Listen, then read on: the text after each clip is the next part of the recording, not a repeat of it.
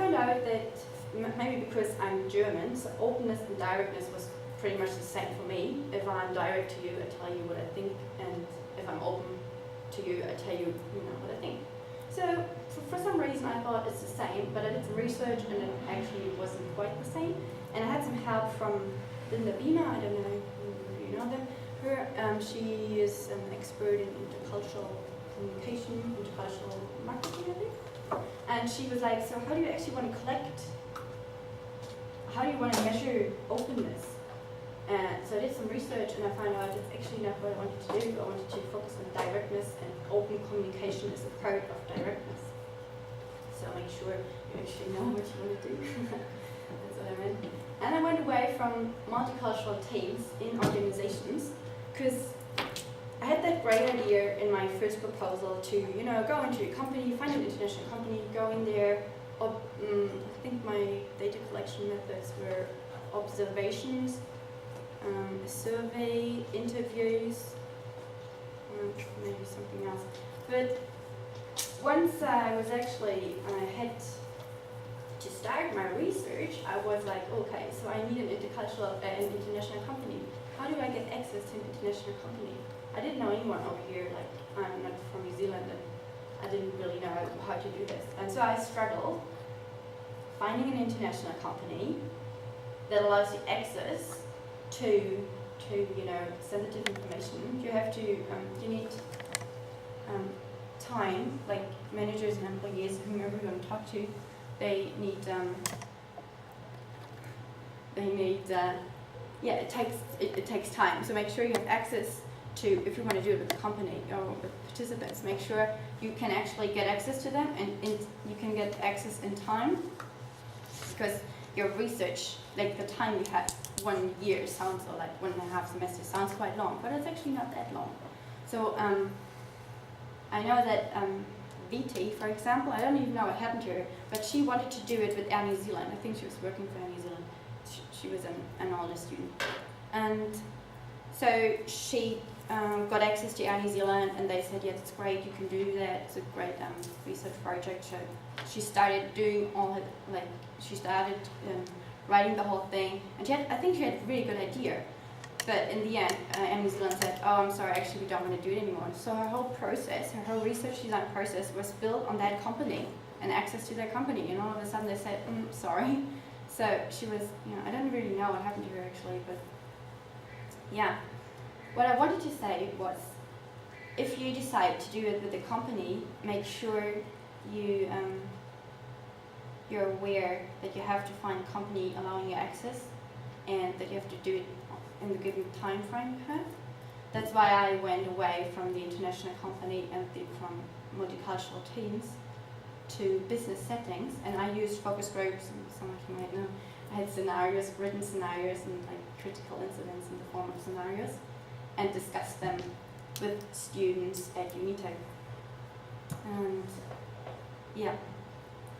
The other thing I realized when I went from my first proposal to the second proposal was, I was talking in the first one, I wanted to apply a mixed approach, and what I actually did in the end was a qualitative approach. So it was not a big change, so you can, if you change your topic, if you change whatever you want to do, you just change your approach as well. So that's not, you don't have to stick to it if you find out at some point that you can't really do it anymore.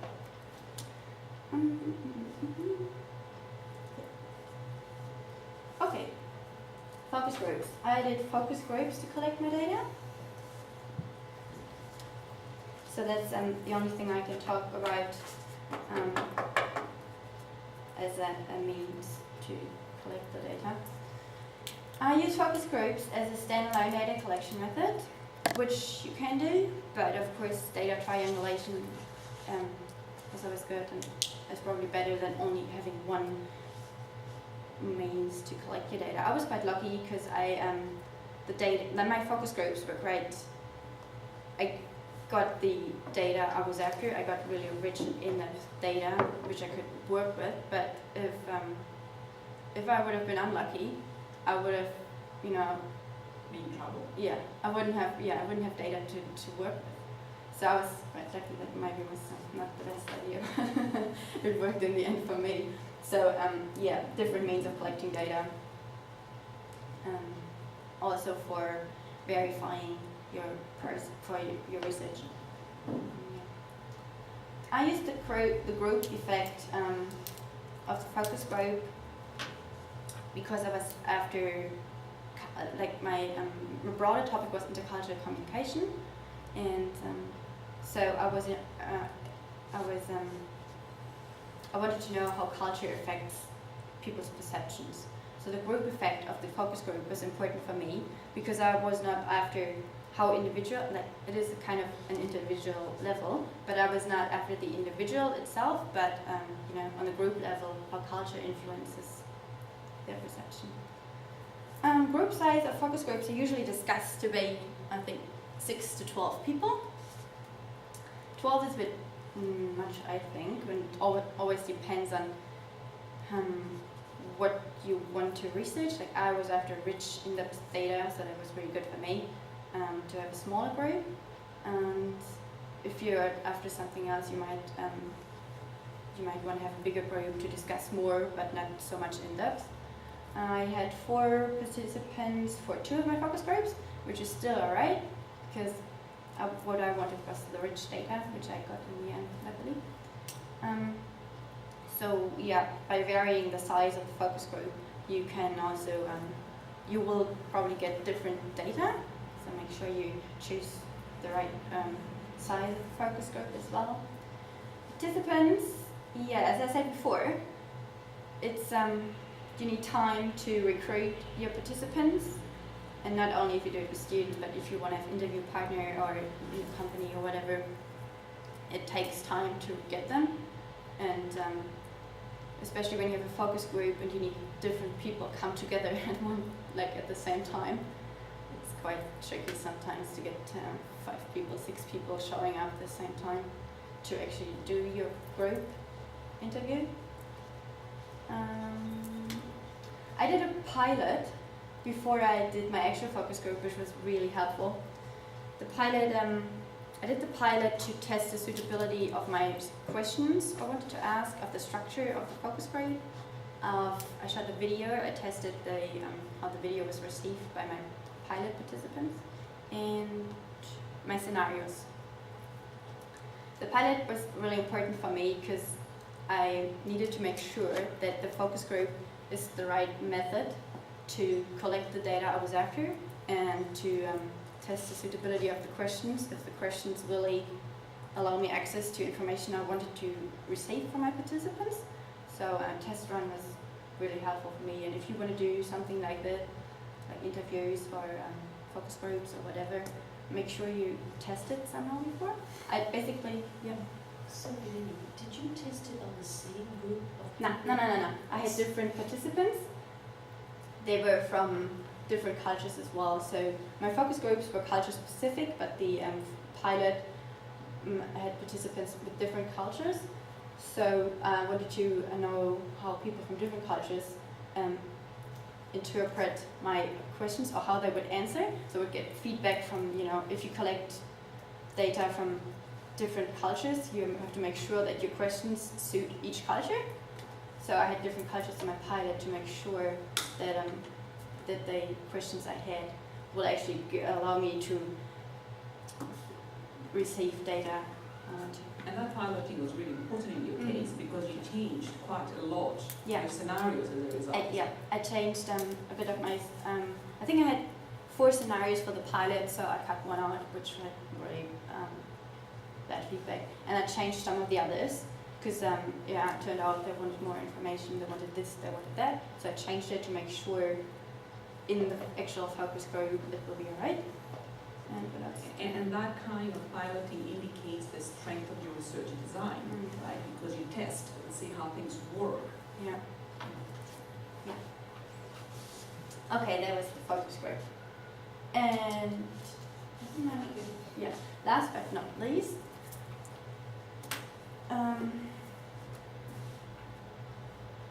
to move from the level 8 to the level 9, I found that the challenge I had was to move from theory to the practice. As I said, having that great idea of the multicultural teams and then actually waking up one day and thinking, oh gosh, how should I do this actually? So make sure you think the whole process through, make sure it makes sense in your head and that you can actually do what you want to do, like the whole process, that you can collect the data you want to collect. Make sure you know how you want to collect it and how you can collect it. Feasibility, time frame, resources, as I said before, I think that was the most important thing for me, to actually realize what I can do, what I want to do, what I can do. And yeah, basically to sum it up, for me it was taking the step from being a student to becoming a researcher, moving from level 8 to level 9. Not being a student anymore and just handing in your assignments and then next day you forget about it. But actually, taking responsibility for what you do, because it's your research process. So if you don't think it through thoroughly, you might end up having nothing in the end. So. That's a great point, Nelly. Thank you very much for highlighting that as your closing moment, because at this stage, yes, we are responsible for your learning process, right, for level 8. But as Nelly said, at the level 9, you become the researcher, and you can't blame your supervisor all the time as a result, You have to take responsibility. Of course, there will be suggestions and ideas and guiding, but you have to take responsibility, and that's a big thing. Huh? Yeah, that's it. I think that's it. So I put my email address on there just in case you have any questions you would like to ask a student and think a student might be a good source of information for this. Use Melanie as your pilot focus. So feel free to ask me whatever you want. Thank you very much, Melanie. Do you guys have any questions? I was going to ask you about the time. I'm sorry, I'm really a very nosy one. Yeah. Time frame. How did you work it out? Like, how did you know, or how did you have a rough idea how much time to spend on each aspect of your I research? basically looked it up. I looked at this times schedule thingy that was in the research guide, communication department research guide. There's like an example of a proposal, and I looked at that. And I tried to do similar to this. So I knew this, I wanted to hand in at X and I was here. So I basically looked at the time she used to collect her data, to analyze her data, to do all the things, and kind of did it in the same way. So that's the question, So did you run out of any of your time frames? Yeah, well, the last few weeks as well, I don't know. Always a bit stressful. Situation. Huh? Yeah. So yeah. But I think I wasn't too bad. You do run out of time, eventually, because when it comes to discussing your data, discussing is the most difficult component, right? And also I think that you can tell those people here the drafting and redrafting process. Yeah. It actually, Did you ever always submit? takes longer. Yeah. Did you ever submit something that we said straight away? That's great, Nelly. Just No. go ahead. No. Well, you always get. That's why your supervisors are actually really helpful, and it's if you have a good supervisor, that's great because they provide you with really good feedback. So if you hand in something and you get it back with like heaps of feedback and saying no, that's not a bad thing. That's a good thing because it helps you improving your own research. So it's a lot of drafting and redrafting, and that's the whole process, isn't it? Yeah. And always, Annie was an exemplary student in terms of a great intellect, and she writes extremely well. But even in that case, you needed to do at least 2 drafts, right? Yeah. And then you always revisit the final report, and you look at it all together, and you see how it makes sense. But going back to Nelly, a comment you had made about, you wanted to do that, and you thought, okay, that would be fine to just tell us broadly. In the department, it has to go through the department committee for approval before we go out to the ethics committee.